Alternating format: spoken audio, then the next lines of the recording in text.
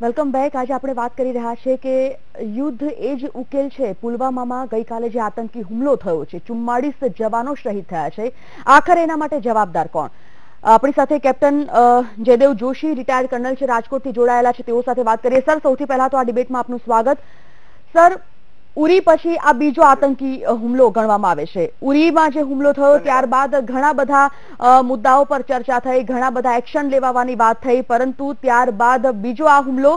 એ વાત અલગ છે કે જૈશે મોહમ્મદે તેની જવાબદારી સ્વીકારી છે, પરંતુ શું તમને એવું લાગે છે કે આ સિસ્ટમ પણ એટલી જવાબદાર છે? એલર્ટ હોવા છતાં પણ આવું કઈ રીતે થઈ જાય?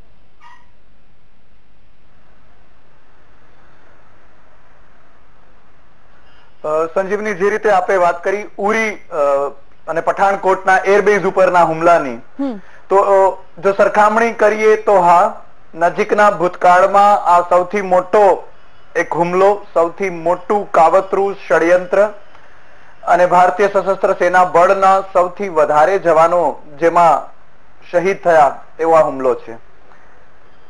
હવે જે તમે પ્રશ્ન પૂછ્યો કે શું કારણભૂત છે, શું કારણોથી આ થયું હોય અને શું પિન પોઈન્ટ આપણે કરી શકીએ કે કેમ આવો હુમલો વારે વારે થતો રહે છે, 3-4 મુદ્દામાં એ જવાબ આપું સંજીવની। તો પહેલી વાત તો તે કે જમ્મુ કાશ્મીરની સ્થિતિ અત્યારે ખૂબ વોલેટાઇલ છે, ખૂબ તેજાબી રાજકારણ ત્યાં ચાલી રહ્યું છે, જ્યાં નેશનલ કોન્ફરન્સ અને પીડીપી બંને પક્ષો સતત ને સતત ઓન ધ રેકર્ડ એ આર્મી ડેના દિવસે મહેબૂબા મુફ્તી બોલ્યા હોય કે આતંકીઓ છે એ તો અમારા ધરતીના પુત્રો છે, કે પછી નેશનલ કોન્ફરન્સનું પણ એ વલણ હોય। આ એ જ લોકો છે જેમણે 9000 જેટલા, અને તેમના શબ્દોમાં કહીએ તો નિર્દોષ ભ્રમિત યુવક પથ્થરમારો ઉપર ખાલી પથ્થરમારાના આંતરિક શાંતિ ડખોડવાના જે કેસ હતા એ પણ પાછા ખેંચવડાવ્યા હતા। એ જ ભ્રમિત યુવકો આજે આ સુસાઇડલ કારનો જે આ ડ્રાઈવર આજે આતંકી છે એમાં તબદીલ થયા છે। તો આ જમ્મુ કાશ્મીરનું લોકલ પોલિટિક્સ કારણભૂત છે। મેં ખુદ ત્યાં રજૌરી સેક્ટરમાં કામ કર્યું છે અને ત્યાં મેં જોયું છે કે સ્થાનિકોનો ભરપૂર સપોર્ટ આ વાતમાં હોય છે। કોઈ પણ કારણોસર એ લોકો જેમ કહે છે મેઇનલેન્ડ ઇન્ડિયા, ભારતનો મુખ્ય ભૂભાગ, આપણે Bharat, the main stream India connect નથી કરી શક્યા કાશ્મીરીઓ સાથે, એટલે કાશ્મીરી અમને પણ, સૈનિકોને પણ જયારે ત્યાં જઈએ ત્યારે એમ કે છે કે આપ કે ઇન્ડિયા છે, કે આપ કે ઇન્ડિયા મેં, એ કનેક્ટ નથી થઈ શક્યું। અને 350 કિલોના દારૂગોળા સાથેનું કોઈ વાહન કોન્વોયમાં ઘૂસી જાય તો યસ, ડેફિનેટલી ક્યાંક ને ક્યાંક કોઈ ચૂક રહી છે। આટલી મોટી રોડ ઓપનિંગ પાર્ટી પછી આવડી મોટી કોન્વોય જેમાં 70 થી વધારે વાહનો હોય અને 25 થી વધારે સૈનિકો હોય, એ આમ ક્લાસિકલ સ્થિતિમાં હોતું નથી, ન હોવું જોઈએ। પણ જેમ કે આપણે જાણીએ છીએ 7 દિવસ સુધી બરફબારીના કારણે આ રસ્તો બંધ હતો, ત્યાં લોકો રોકાયેલા હતા અને કંઈક એવી પ્રેસિંગ ઇમરજન્સી હશે કે એમણે જમ્મુથી શ્રીનગર જવું પડ્યું, એટલે અમુક વસ્તુઓને નજરઅંદાજ કરીને કે પછી રિસ્ક લેતા લેતા આવડી મોટી કોન્વોય ગઈ। રોડ ઓપનિંગ પાર્ટીમાં પણ ચોક્કસપણે ક્યાંક કંઈક ગફલત રહી હોય તો જ 350 કિલો કંઈ ઓછો વિસ્ફોટક નથી।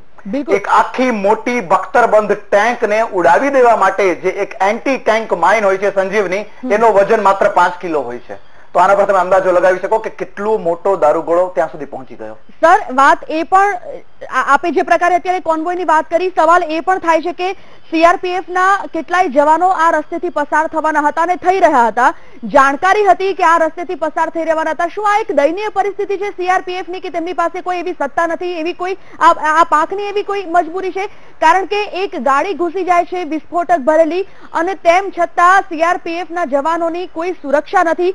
કોન્વોય ડિસિપ્લિન તૂટ્યું છે, કોન્વોય ડિસિપ્લિનમાં કોઈ ખામી છે, એવું સીધું કહી શકાય?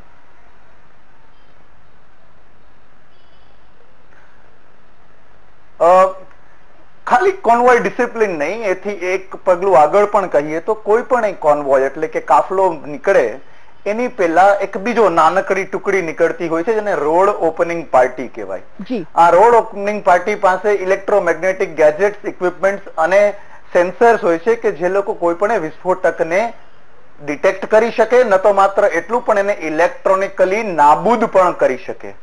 ક્યાંક રોડ ઓપનિંગ પાર્ટીમાં પણ ચૂક રહી હોય એવું ચોક્કસ બને।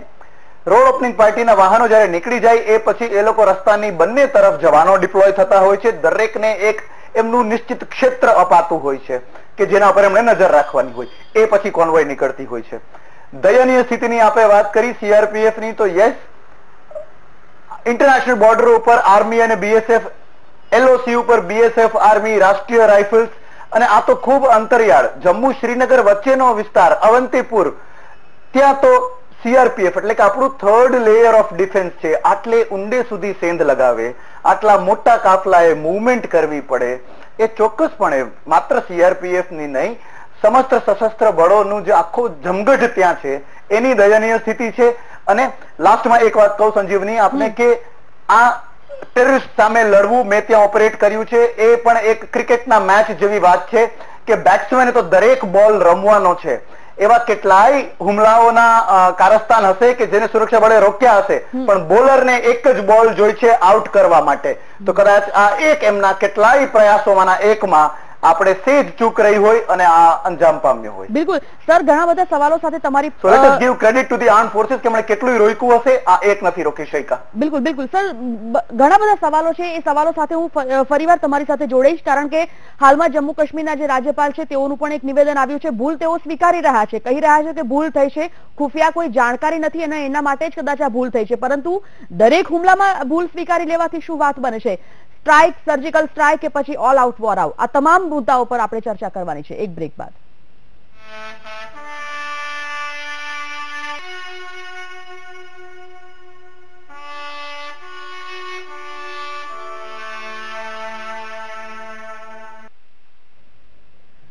Welcome back. પુલવામામાં થયેલ હુમલા પર આપણે વાતચીત કરી રહ્યા છે. કેપ્ટન જયદેવ જોશી આપણી સાથે રાજકોટથી જોડાયેલા છે, રિટાયર્ડ કર્નલ. તેઓ સાથે ફરી એકવાર ચર્ચાનો દોર યથાવત રાખીએ છીએ. જયદેવભાઈ, અત્યારે જે અપડેટ મળી રહી છે તે મુજબ સવાલ એ છે કે જમ્મુ કાશ્મીરના જે રાજ્યપાલ છે સત્યપાલ મલિક, તેમણે પોતાના નિવેદનમાં કહ્યું છે કે હા, તેઓ માની રહ્યા છે, તેઓ સ્વીકારી રહ્યા છે કે ભૂલ થઈ છે.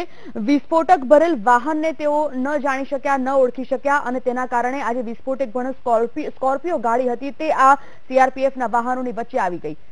ભૂલ સ્વીકારી લેવાઈ, આ એક ખરેખર કેટલું યોગ્ય છે? ભૂલ સ્વીકારે છે, પરંતુ એક વાર નહીં, બે વાર નહીં, દરેક હુમલામાં ચૂક થઈ જાય છે, ભૂલ થઈ જાય છે.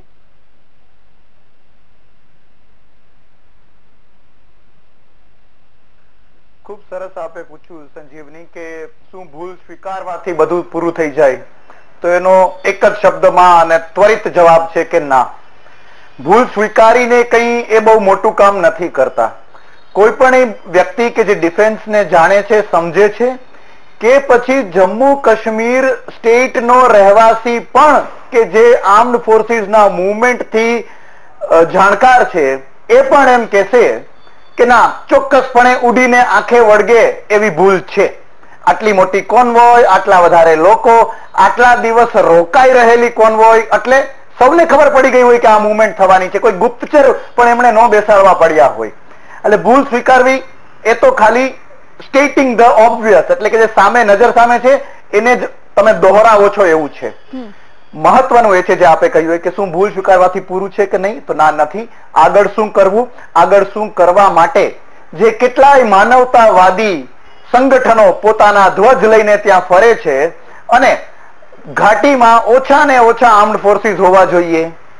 Armed forces special power act જે છે, જે આ આતંકવાદને ડામવા માટેનું એક બહુ પ્રબળ હથિયાર છે, એને ધીમે ધીમે ડાયલ્યુટ કરીને એની અસરકારકતા ઓછી કરવાના જે હિમાયતી છે, અને ડિપ્લોમસીના નામે આ પાકિસ્તાન સામેની, આતંકવાદ સામેની લડાઈને લાંબુ ખેંચવામાં જે લોકોને રસ છે, એ બધાનો ખાતમો કરીને, એ બધાઓને ચૂપ કરી બેસાડી દઈને એક ઓલ આઉટ મિલિટરી એક્શનની જરૂર છે. કોઈ એક જગ્યાએ સર્જિકલ સ્ટ્રાઇક નહીં, શ્રેણીબદ્ધ સર્જિકલ સ્ટ્રાઇક, એક પછી એક વધારે સર્જિકલ સ્ટ્રાઇક્સ. અને પાક ઓક્યુપાઈડ કાશ્મીર એ પાક અધિકૃત કાશ્મીર છે, એ આપણી ભૂમિ છે, એના ઉપર લગાતાર ઓપરેશન કરવા માટે આપણને દેશની કે દુનિયાની કોઈ સત્તા રોકી ના શકે.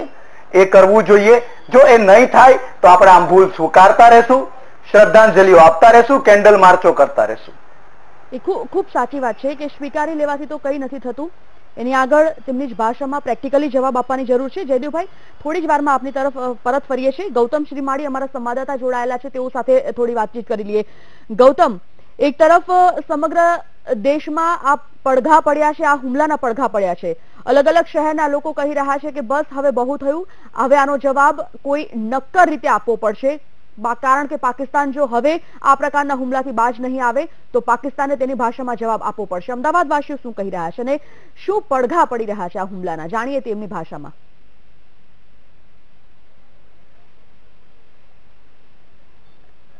ચોક્કસથી વાત કરવામાં આવે તો જે દુઃખદ ઘટના બની છે તેને લઈને તમામ જે નગરજનો છે તે સંવેદનશીલતા વ્યક્ત કરી રહ્યા છે. સાથે સાથે મારી સાથે એનસીસી ના કેડેટો પણ જોડાઈ ચુક્યા છે.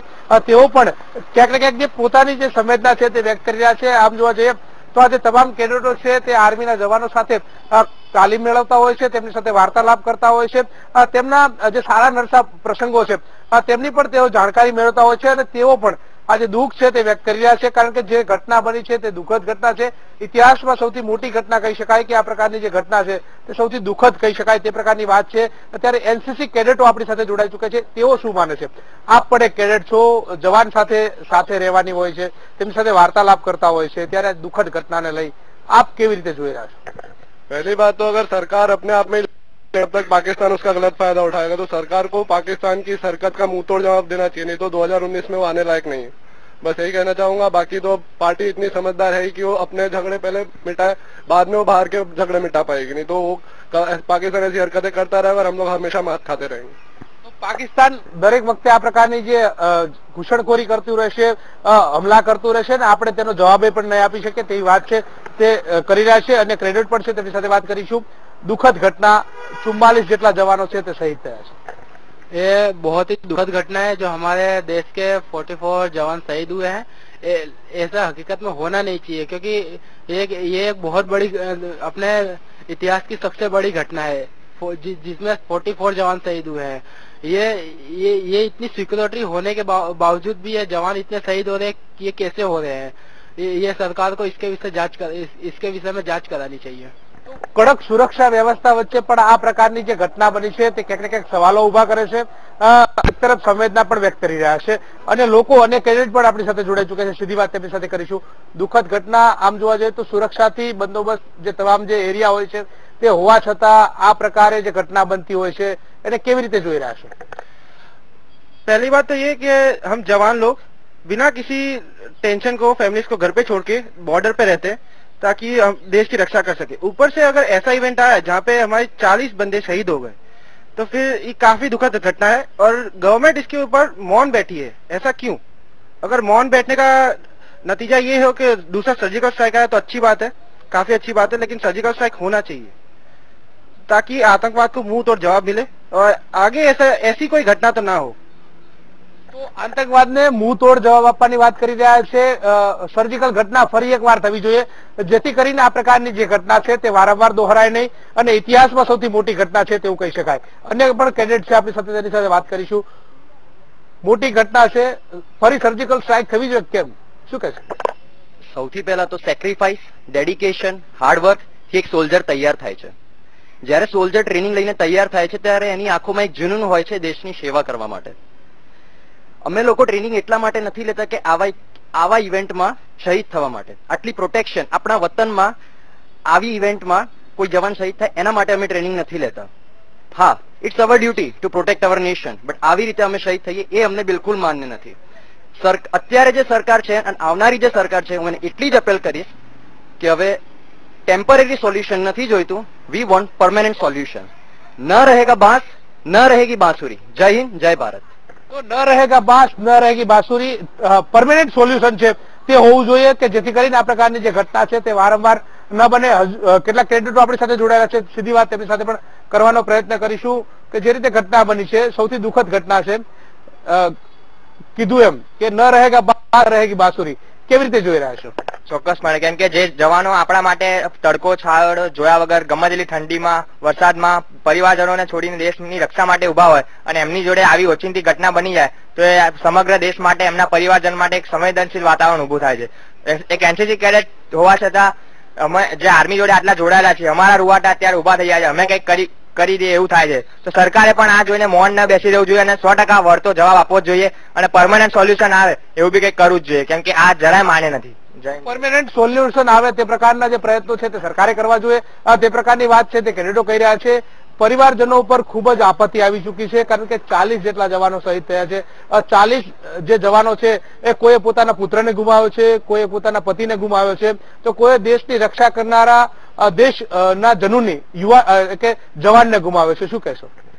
આ તો બહુ ખરાબ વાત છે કે એમ કે આપણે પહેલા પણ જવાબ નતા આપતા એ લોકોને કે કેમ અમને કહેતા કે ચલો બીજી વાર શાંતિથી જવાબ આપીશું, પણ સરકારને બહુ શાંતિથી જવાબ આપી દીધો. હવે આપણે એમને જે રીતે આપણા ભાષામાં વાત કરે છે હવે આપણે એવી રીતે એમને જવાબ આપવો જોઈએ, કેમ કે હવે યુદ્ધથી જ વાત થશે, કેમ કે હવે પ્રેમથી બહુ વાત કરી લીધી અને સરકારને આના સામે પગલા લેવા જોઈએ.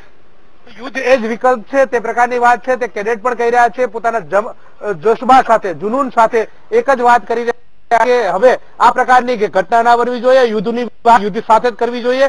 એમણે 40 સૈનિકો આપણા જે શહીદ થયા છે, 44 જેટલા જે સૈનિકો શહીદ થયા છે, આપણે પણ એટલા જ જવાનો સામે મુંહ તોડ જવાબ આપીએ તે પ્રકારની વાત છે તે કેડેટ કરી રહ્યા છે અને એ જજ્બા સાથે દુઃખ પણ વ્યક્ત કરી રહ્યા છે. જી બિલકુલ ગૌતમ, માહિતી માટે આપનો આભાર. જે લોકોએ વાત કરી, જે કેડેટ્સ આપણી સાથે જોડાયા હતા એનસીસીના, તે તમામ લોકોએ પોતપોતાના મંતવ્યો આપ્યા. ફરી એકવાર જઈએ છીએ જયદેવભાઈ સાથે. જયદેવ સર, સિક્કાની બે બાજુ હોય છે એ જાણી શકાય છે, પરંતુ એક સવાલ મને અત્યારે એ થાય છે, આપણે એ વાત તો કરવાની છે કે હવે આ આખા હુમલા પાછળ શું માર્ગ હોઈ શકે, ઉપાય શું હોઈ શકે, શું પગલા લેવા જોઈએ, એ વાત પર તો હું જઉં છું. તેના પહેલા મને એક સવાલ એ થાય છે કે જ્યારે આવા કોઈ હુમલા થાય છે ત્યારે આપ જોશો કે તમામ લોકોનું લોહી ઉકળી ઉઠે છે. 4-5 દિવસ એક ટ્રેન્ડ ચાલતો હોય છે એકબીજા સાથે વાતચીત કરવા માટેનો, અથવા તો સોશિયલ મીડિયા પર આ પ્રકારના કમેન્ટ કરવા માટેનો કે આ થવું જોઈએ, તે થવું જોઈએ. સરકારને સુફિયાની સલાહો પણ આપે છે, પરંતુ દુઃખદ બાબત એ પણ છે સર કે આર્મીમાં જવા માટે, આર્મી જોઈન કરવા માટે કોઈ તૈયાર નથી. ગુજરાતીઓની સંખ્યા તો સૌથી ઓછી છે આર્મીમાં. શું ખરેખર ફક્ત વાતો જ કરવાથી કંઈક થશે કે પછી ખરેખર સિક્યુરિટી ફોર્સ પાસે એવી કોઈ સત્તા નથી જે સરકારની સલાહની રાહ જુએ છે, સરકારના આદેશની રાહ જુએ છે? શું લાગે છે સર આપને?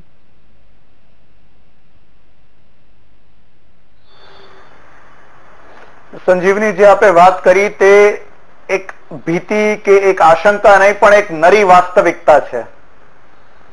ગઈકાલે જ હું એક ન્યૂઝ ચેનલ ઉપર, અમે લોકો ડિબેટ પર હતા અને ત્યાં જેમ તમે પ્રશ્ન પૂછ્યો તેવી જ રીતે મેં એમ કીધું કે આ સમય નથી કેન્ડલ માર્ચ કરવાનો કે શ્રદ્ધાંજલિ આપવાનો. આ સમય છે કે આહવાન કરીએ યુવાનોને કે જેટલા અમારા જવાનો શહીદ થયા છે એથી 10 ગણી સંખ્યામાં 400, 4000, 4 લાખ લોકો, યુવાનો શપથ લે કે અમે આર્મ્ડ ફોર્સિસમાં જોડાશું.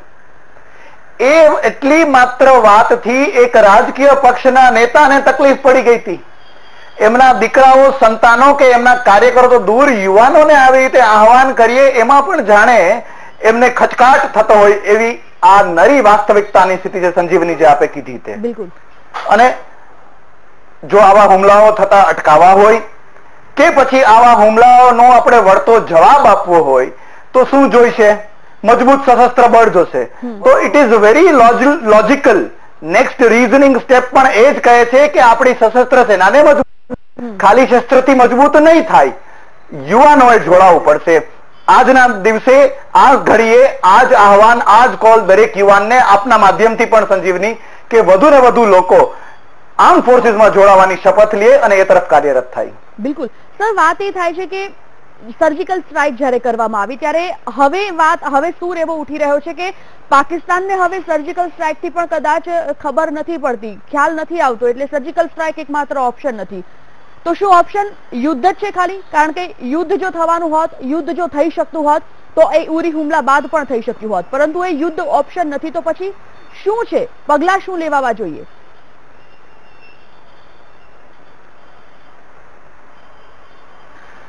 ચોક્કસપણે સંજીવની, યુદ્ધ એ એકમાત્ર ઓપ્શન નથી.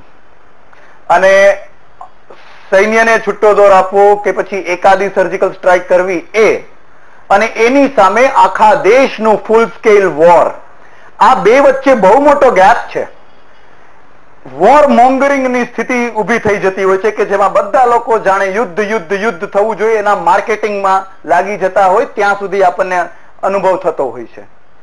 પણ શું આપણો દેશ યુદ્ધ માટે તૈયાર છે? કોઈ પણ યુદ્ધ એક દેશની પ્રગતિને 10 થી 15 વર્ષ પાછળ ધકેલી દે છે. શું આપણી પાસે એટલો શસ્ત્ર સરંજામ, દારૂગોળો, એટલી રસદ, એટલું રાશન છે? શું ઇન્ટરનેશનલી ડિપ્લોમેટિકલી આપણે એક પગલું લેવા માટે તૈયાર છીએ? આ બધા પ્રશ્નોનું જ્યારે જવાબ આપણને પોઝિટિવ મળે અને આપણે તૈયાર હોઈએ આખા દેશને એક એવી સ્થિતિમાં મૂકવા માટે કે જ્યાં ખૂબ બધા લોકોના જીવ, માલ સામાન બધું જોખમાય, તો જ યુદ્ધ એ પગલું લેવાવું જોઈએ. બહુ જ ધૈર્યપૂર્ણ રીતે આ નિર્ણય થવો જોઈએ. પણ આની વચ્ચેનો ગેપ પૂરવા માટે, જેમ આપણે પહેલા વાત થઈ એમ સંજીવની, કે પાક અધિકૃત કાશ્મીર જે આખું છે એના ઉપર આપણે કાબુ મેળવવા માટે લગાતાર શ્રેણીબદ્ધ ઓપરેશન્સ કરવા જોઈએ. અને ખાલી યુદ્ધ એક ઉપાય નથી, એટલા માટે કહું છું કે સાથોસાથ કેટલાય આપણા જયચંદોને પકડવા, એને બંધ કરાવવા, હ્યુમન રાઇટ્સ એક્ટિવિસ્ટને બંધ કરાવવા, ઇન્ટરનેશનલી ડિપ્લોમેટિકલી આગળ વધવું, સંસ્કૃતિ અને કલાના નામે ત્યાંના લોકોને અહીંયા રોજીરોટી આપવી, એ બધું બંધ કરવું, પાકિસ્તાનને ઇન્ટરનેશનલી કટ ઓફ કરીને એકલું અટૂડું પાડવું, એના ટ્રેડને, એના સાથેના બધા ઇમ્પોર્ટ એક્સપોર્ટને બંધ કરવા, સેન્કશન્સ લગાવવા અને યુનાઇટેડ નેશન્સ પાસેથી, બધા રાષ્ટ્રો પાસેથી પાકિસ્તાન ઉપર સેન્કશન્સ લગાડવા. આ કરીએ અને પાકિસ્તાનને ખોખલું કરીએ તો કદાચ યુદ્ધ કર્યા પહેલા જ પાકિસ્તાનને આપણે એકદમ પરાસ્ત કરવામાં સક્સેસફુલ થઈ શકીએ. બિલકુલ સર, એક બ્રેક માટે રોકાઈએ છીએ. એક વાત એ પણ છે કે જો હિંસા, જો યુદ્ધ એ ઉપાય નથી, યુદ્ધ કોઈ ઓપ્શન નથી, તો શાંતિ પણ હવે કોઈ ઓપ્શન નથી. કારણ કે શાંતિ જો જાળવી રાખીશું તો આ પ્રકારની નફરતાઈ પાકિસ્તાન તરફથી થતી જ રહેશે અને ભારતમાં આ જ પ્રકારના હુમલાઓને તે અંજામ આપતા જ રહેશે. એક બ્રેક માટે રોકાઈએ છીએ. બ્રેક બાદ અન્ય મુદ્દાઓ પર ચર્ચા.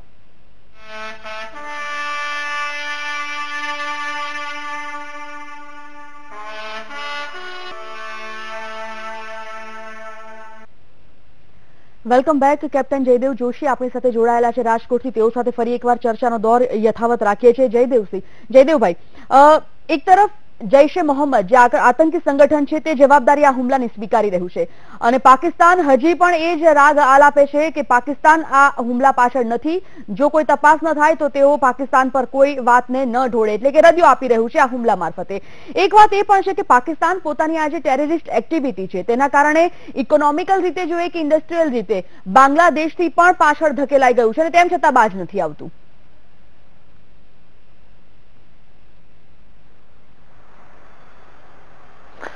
આ પાકિસ્તાનનું ડીએનએ છે સંજીવની. એ લોકો આમાંથી ક્યારેય બહાર નહીં આવી શકે. એક તો એ લોકો ડિનાયલ મોડમાં હંમેશા રહે છે. પાકિસ્તાન એક એવું અનગ્રેટફુલ નેશન છે કે કારગિલ યુદ્ધ 99માં પાકિસ્તાની અધિકારીઓ ત્રાસવાદીઓના વેશમાં આવીને ઓપરેશન કરતા હતા. ભારતીય આર્મીના હાથે જ્યારે એ લોકો શહીદ થયા, એન્ડ માઇન્ડ વર્લ્ડ સંજીવની, અહીંયા હું પાકિસ્તાની સૈનિકોને પણ શહીદ કહું છું કારણ કે એક સૈનિક બીજા સૈનિકને યોગ્ય માન આપે જ. એ શહીદ પાકિસ્તાની સૈનિકોના મૃતદેહો એમના આઈ કાર્ડ ના પ્રૂફની સાથે પણ જ્યારે આપણી આર્મી એમને સુપુર્દ કરતી હતી ત્યારે આ અનગ્રેટફુલ પાકિસ્તાને એમના મૃતદેહોને પણ સ્વીકારવા માટે ના પાડી દીધી હતી. આપણે હજારો પાનાનો એક જાડો એવો ડોઝિયર બનાવીને દીધો અજમલ કસાબ અને એના સાથીદારોના પુરાવાઓ કે કઈ રીતે એ લોકો પાકિસ્તાનથી આ તરફ આવ્યા હતા. એને પણ પાકિસ્તાને હંમેશા રદિયો આપ્યો છે, ડિનાયલમાં રહ્યા છે. એટલે આપણે કોઈ પણ રીતે આંતરરાષ્ટ્રીય સમુદાય સામે પાકિસ્તાનને ખુલ્લું પાડવાની ટ્રાય કરશું તો એ આ ડિનાયલ મોડમાંથી બહાર નહીં નીકળે. નંબર 1. નંબર 2, જે તમે કીધું કે એ પાછળ ધકેલાઈ ગયું છે ઇકોનોમિકલી અને ફાઇનાન્શિયલી, તેમ છતાં એ નહીં મૂકે. કારણ કે પાકિસ્તાનમાં એક લાઈન છે અને એ લાઈનથી જ સરકારો ત્યાં ચૂંટાતી આવે છે, લોકો પણ કરે છે કે હસ કે લિયા હે પાકિસ્તાન, લડકે લેંગે કાશ્મીર. એટલે એવી કોઈ સરકાર, એવી કોઈ સત્તા કે ત્યાં તો સત્તા પલટા પણ એટલી વાર થાય છે, આર્મીના જનરલ્સને પણ ઉથલાવી દેવામાં આવે છે, ખૂન કરી નાખવામાં આવે છે જો એ લોકો કાશ્મીર તરફની લડાઈ ને જરા પણ હળવી કરે તો. બિલકુલ. એટલે આમાંથી પાકિસ્તાન ક્યારેય બહાર નહીં નીકળે. આને કન્વિન્સ કરાવીને કે આની પાસેથી કબૂલાત કરાવીને આપણે આપણો કેસ સાચો કરવાની જરૂર નથી. આપણે સ્વાયત્ત રાષ્ટ્ર છીએ, સ્વતંત્ર રીતે આપણે એક્શન લેવા માટે આપણને કોઈ રોકી ન શકે. આપણે કોઈ સાબિતીની જરૂર નથી. બિલકુલ જયદેવભાઈ, આપ અમારી સાથે જોડાયા, તમામ માર્ગદર્શન માહિતી પૂરી પાડી. થેન્ક યુ સો મચ આપનો આ ડિબેટમાં જોડાવા માટે. એકમાત્ર ઉપાય યુદ્ધ નથી, પરંતુ હા એકમાત્ર ઉપાય શાંતિ, ચર્ચા, વિચારણા, બેઠક આ પણ નથી. હવે જરૂર છે પાકિસ્તાને તેની જ ભાષામાં જવાબ આપવાની, કારણ કે એક સાથે જ્યારે 44 જવાનો શહીદ થયા હોય ત્યારે દેશવાસીઓનું, દેશના નાગરિકોનું લોહી ઉકળે જરૂરી છે, પરંતુ સરકારને પણ આની અસર થવી એટલી જ જરૂરી છે. અન્ય કેટલાક સમાચાર અમારા સહયોગી અંકુર સાથે. નમસ્કાર.